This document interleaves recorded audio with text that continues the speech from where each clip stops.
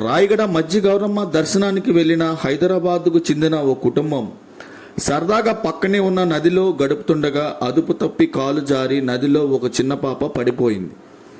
ఈత రాకపోయినా ఆ పాప తండ్రి కూడా ఆమెను కాపాడేందుకు దూకగా ఇద్దరు అదుపు తప్పి కొట్టుకుపోవడం జరిగింది. ఇది గమనించిన విజయనగరం జిల్లా డెంకాడ మండలం పినతానివాడకు చెందిన కుర్రోడు రాజు అనే యువకుడు వెంటనే నదిలో దూకి ఆ చిన్న పాపను వాళ్ళ నాన్నను రక్షించడం, ప్రాణాలను సైతం పణంగా పెట్టి నిండు ప్రాణాలు కాపాడడం నేడు సాహస వీరుడుగా నిలిచాడు. మనమందరం అభిమానించాల్సిన రీల్స్ హీరోల్ని కాదు, ఇలాంటి రియల్స్ హీరోల్ని. ఈ సంఘటన ఒరిస్సా మజ్జి గౌరమ్మ రాయగడలో చోటు చేసుకుంది.